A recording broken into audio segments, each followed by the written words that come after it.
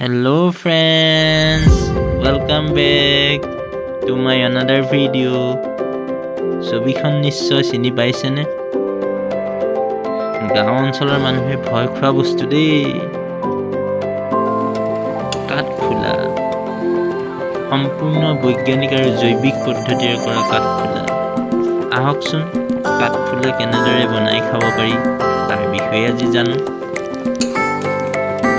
কাঠফুলা কেইপাহ ছিঙি আনি ধুনীয়াকৈ কাটি ঠাণ্ডা পানীৰে প্ৰথম ধুই ল'লোঁ।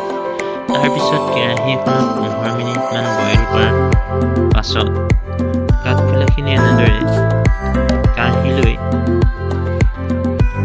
অলপ আলু আৰু লগতে দুটা কেঁচা জলকীয়া ল'লোঁ। এইপিনে ছাইডতে দুটামান পিঁয়াজ, আদা আৰু নহৰু পিচি লোৱা। আপোনালোকে কাঠফুলাত দিয়া মছলা নিশ্চয় বজাৰত পাব, কিন্তু আমি বিশেষ মছলা ব্যৱহাৰ কৰা নাই।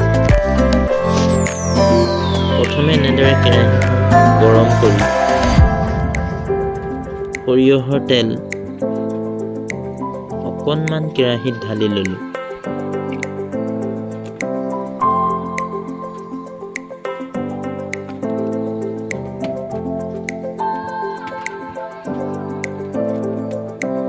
তেলখিনি ভালধৰণে গৰম হোৱাৰ পাছত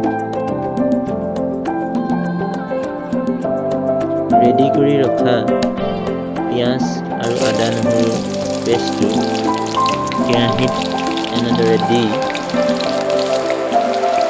অলপ সময় ৰং উঠাকৈ ভাজি ল'লোঁ।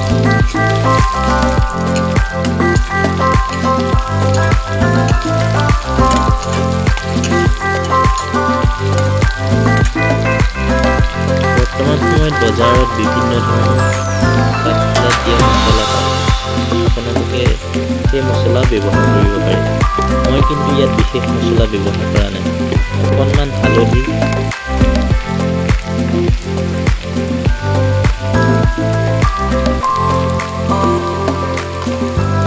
আৰু অকণমান চব্জি মছলা দিছোঁ।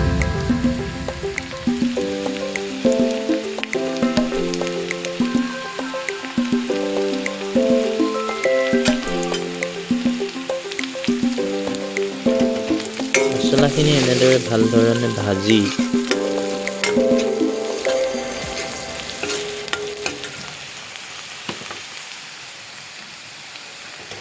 এনেদৰে দুটামান কেঁচা জলকীয়া দি দিছোঁ।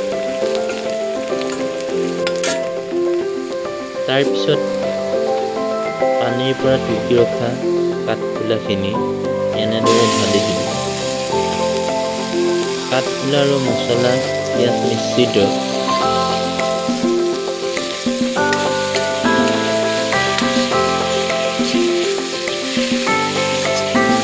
এইখিনি অলপ সময় এনেদৰে ধৰণে মিহলি কৰি অকণমান সময় ইয়াত ঢাকি ৰাখিম।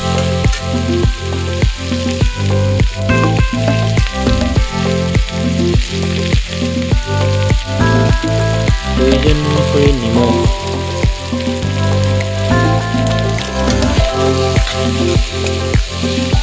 দিয়াৰ পাছত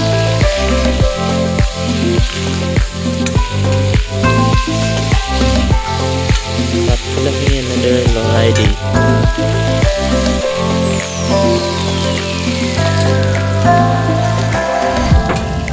গেছৰ জুইটো অকণমান কমাই দি এখন তলিয়াৰে ইয়াক কিছু সময় ঢাকি ৰাখিব।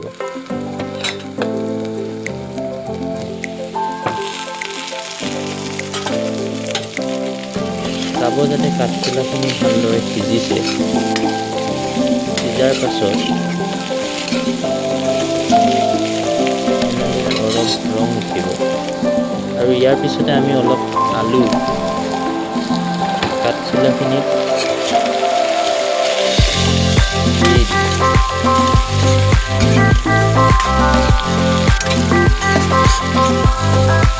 আলুখিনি দি কাঠফুলাখিনি এনেদৰে আকৌ ভালধৰণে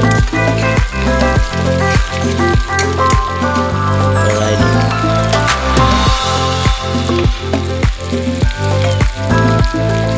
তাৰপিছত মই সিজিবৰ কাৰণে অকণমান পানী দি এই ঢাকনিটোৰে কিছু সময় ঢাকি ৰাখিম।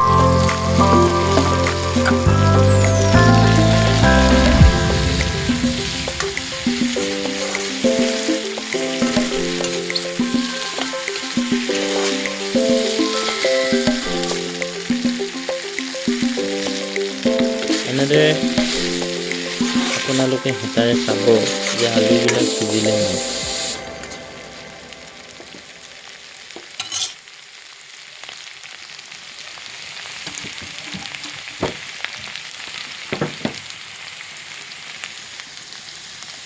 পুনৰ কিছু পৰিমাণে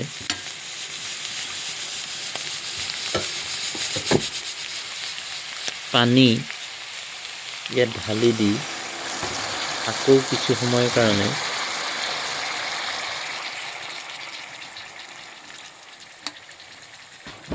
ইয়াক ঢাকি ৰাখিম।